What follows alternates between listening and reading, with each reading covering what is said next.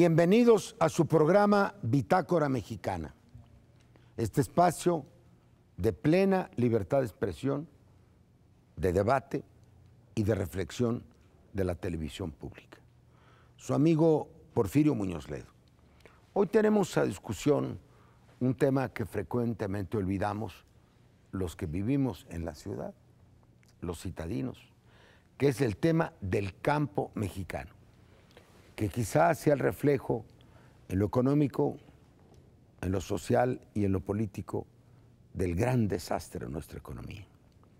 La actividad agropecuaria fue durante siglos, desde que los antiguos mexicanos se convirtieron en sociedades sedentarias y fueron por lo tanto pueblos agrícolas y no solo cazadores y recolectores, en un eje de la economía nacional, en una base de la subsistencia popular y en un elemento muy importante de la exportación.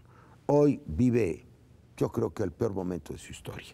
Yo voy a presentar al doctor Armando Bartra, director del Instituto de Estudios para el Desarrollo Rural Maya, profesor de la UAM Xochimilco y autor de muchos libros, entre ellos Cosechas de Ira, Economía Política de la Contrarreforma Agraria 2003. En tus palabras, ¿qué ha pasado con el campo mexicano y desde cuándo? En píldoras. Tenemos un desastre, lo has dicho, tenemos un desastre del campo mexicano, un desastre económico, un desastre social, un desastre ambiental, hay que decirlo, un desastre político. El campo mexicano es el espacio de ingobernabilidad de este país. El narco se extiende precisamente en territorios rurales en gran medida. Y un desastre espiritual, que no es poca cosa, una pérdida muy radical de expectativas, de esperanzas por parte de la población. Por parte, sobre todo los jóvenes. Migración es la expresión de esta desesperanza. Y creo que esto tiene muchas causas, como todo, pero tiene una causa principal y es el desprecio, la subestimación que ha sufrido el campo mexicano en las últimas administraciones, y hablo de las del PRI y de las del Periodo contemporáneo. ¿Hasta dónde hay, si no un auge, un papel decoroso del campo en el sistema de producción y en los equilibrios políticos del país? En ese periodo que ahora añoramos un poco por la tasa de crecimiento notable, por la sustitución de importaciones, por el papel del Estado, que termina, diríamos, para el campo a fines de los años 70, principios de los años 80, con una crisis de producción, con un derrumbe de la producción. Y luego ¿Y por qué deja caer al campo? ¿Es deliberado o es un accidente? No, yo creo que el campo es dejado deliberadamente a morir de inanición. ¿Con qué objetivo? No entonces, sino después, a partir de los gobiernos de la Madrid, muy particularmente de Salinas, continuado por Cedillo, continuado por el GATT primero, la apertura comercial, el Tratado de Libre Comercio, pero sobre todo es una visión que quienes recuerdan la historia ya se había presentado antes con el presidente alemán, es decir, la visión de que el México rural es el México viejo, el México anacrónico, la famosa que polémica ya no tiene nada de los que 50, hacer. ¿no? Así es. Bueno, pero esta polémica llevada a los años 90 significa que el campo es irrelevante, que el campo representa el 3.4% del Producto Interno Bruto, 3 pesos 40 centavos de cada 100, que es el campo. Bueno, en esta perspectiva de los economistas tecnócratas... ¿Cuándo llegó a ser más como peso de la producción agropecuaria? Mucho más, pero el problema no es ese. El problema es que el campo hoy representa quizás el 15% de la ocupación, o sea, la producción... Es decir, 3% de producción y 15% de la ocupación. Así es, y 25% de la población. Y la ¿Cuántos mexicanos viven en el campo? En el campo viven 25 millones de mexicanos, 26 millones de mexicanos. ¿Cuándo empezó el TLC vivían 33. Así es. Pero y el objetivo expreso era reducir a 10. Así es, pero no lo han podido lograr porque no hay opciones salvo la migración a Estados Unidos. Ellos pactaron la migración sin decirlo. Así es. No, pero a mí me parece que el problema mayor es esto. El campo representa el 3.4% del PIB, entonces es irrelevante, o el campo representa la cuarta parte de la población pero de este país, alimento de los más mexicanos. La producción de alimentos, más el medio ambiente, era el 30% más la cultura, de la población, más la gobernabilidad. Por lo tanto, más la identidad nacional. Fue un gran error. Tú, Max, voy a presentar a Max Correa, que ya estuvo en este programa, que es un dirigente campesino muy connotado y respetado, que es licenciado en Planificación para el Desarrollo Agropecuario y dirige la Central Campesina Cardenista. Ya no te digo más títulos para abreviar. Tú piensas igual. ¿Cuáles serían tus datos, tu análisis sintético de la crisis del campo?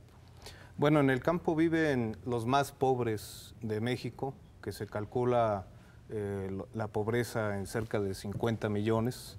en el campo viven más de 30 millones, casi 14 millones en condiciones de pobreza alimentaria, paradójicamente, que es donde se producen los alimentos, pero ya no funciona. Se destruyó la agricultura de subsistencia. En el campo mexicano también, hay que decirlo, se localiza el mayor número de gente que emigra hacia Estados Unidos. Se calcula ¿Qué porcentaje hoy? Bueno, 70. Se calcula que durante el sexenio de Fox emigraron casi 300,000 gentes del medio rural anualmente. Sí.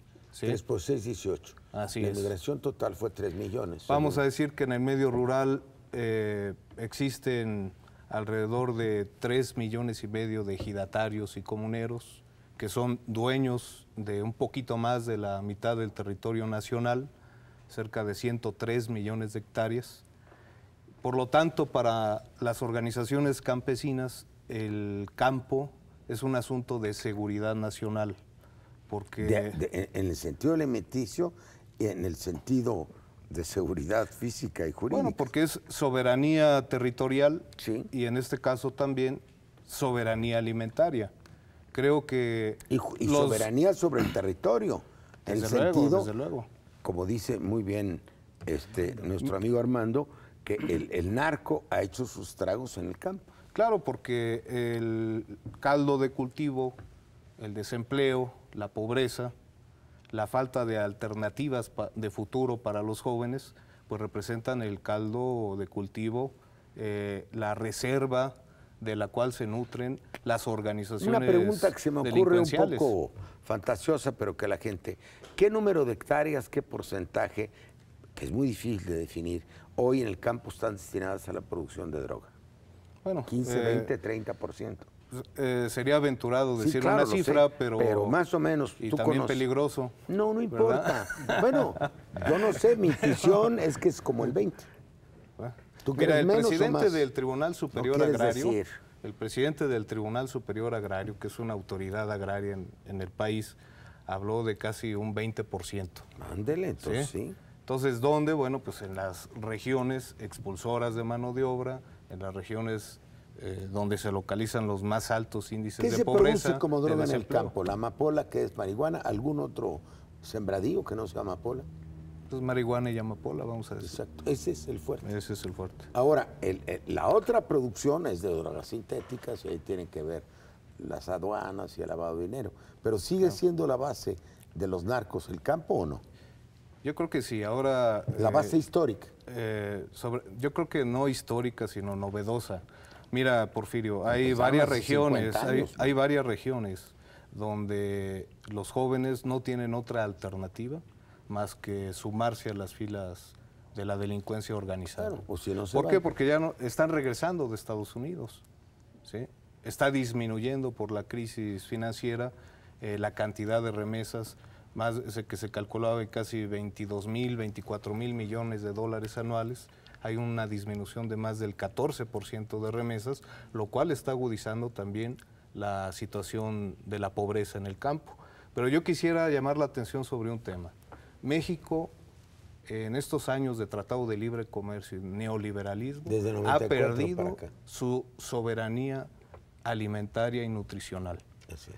Lo cual es muy grave. Pero perdió todas sus soberanías. Mira, prácticamente el cultivo de oleaginosas ha desaparecido en México, el cultivo del arroz. Casi el 30% del mercado de carne de res depende de las importaciones extranjeras, ¿sí? Entonces, ¿qué proponemos las organizaciones? Alinear, ahora que tú vas a ser legislador, ojalá ¿verdad? Necesitamos influir desde ese instrumento que es el presupuesto para el campo. A la gente. Bueno, nosotros estaremos haciendo nuestra tarea y confiamos en que tú... Debe haber un vínculo entre la sociedad y el Congreso. Claro. Porque ahí tienen mayoría los del PRI. Mira, el principal instrumento de apoyo a las políticas públicas hacia el campo pues es el presupuesto.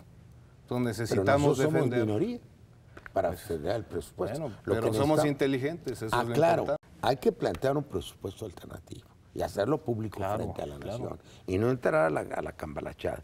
Tenemos muy poco tiempo, del primer bloque, pero le voy a pedir a los productores que nos dejen extendernos en este y acortamos en el otro para poder presentar al profesor Jorge Hermódez Sánchez, que es licenciado en Antropología Social de la Escuela de Antropología e Historia, tiene maestría en Ciencia y Zoología Rural y de Historia del Campesinado.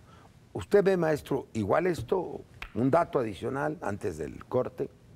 Efectivamente el campo es un desastre, pero es un desastre porque las políticas del Estado establecidas desde hace más de 20 años generaron... 25 más o menos, ¿no?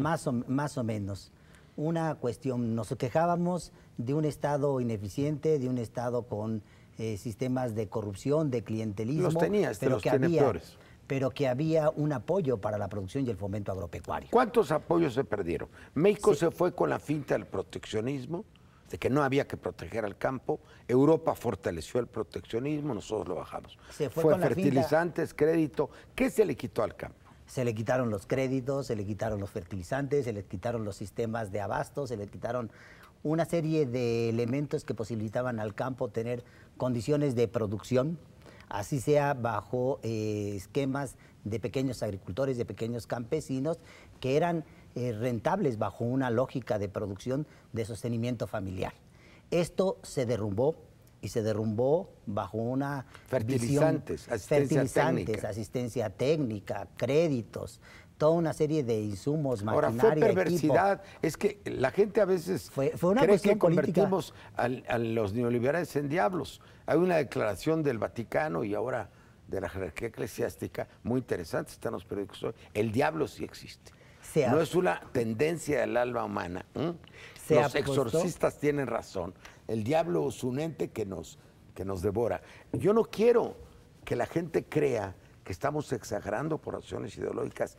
Tenemos que explicarlo por qué lo hicieron. Bartra ha dicho, es un dato, porque creían que con el 3.4% del producto era irrelevante.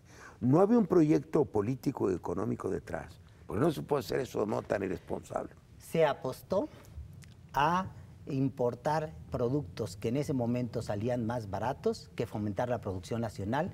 Se dejó de un lado la soberanía alimentaria, la seguridad alimentaria, bajo un esquema competitivo supuestamente... ¿Y por qué quisieron importar? Porque parecía que era más barato, que era más rentable destinar la agricultura a empresas exitosas, empresas modernas, abandonando dejar un de ser enorme un país sector agrícola y confiarnos en la producción de los grandes conjuntos productores de alimentos de los Estados Unidos. Fue una apuesta dramática para México. Producir hortalizas, producir productos suntuarios para el mercado de la exportación e importar granos, importar alimentos de una manera que resultaba en ese momento más barata, pero que ahora los precios Pero además había un esquema político. Subido. Comentábamos que en la introducción, fíjate, en la exposición de motivos de la reforma al artículo 27, es muy importante, se dice expresamente que se va a buscar la recuperación de las unidades productivas para tener una economía agrícola extensiva y no intensiva. Es decir, que vamos a reproducir en México las grandes corporaciones alimentarias de los Estados Unidos. Esto por razones geográficas, étnicas, políticas, culturales y legales, pues no se reveló. Entonces ellos querían contraer la población del campo a lo mínimo, pero no hicieron un plan industrial para absorberla. Y en el fondo pactaron la migración, pero sin exigir nada respecto a los migrantes. Yo creo que es el gran drama nacional. Ellos pactaron la despoblación del país explícitamente, sin haber exigido absolutamente nada. Diciendo, bueno, te los voy a mandar. Voy a sacar 15 millones de campesinos, recíbemelos. Ahora ni Canadá nos quiere aceptar. No. Pues fíjate. Bueno, vamos a un segundo bloque.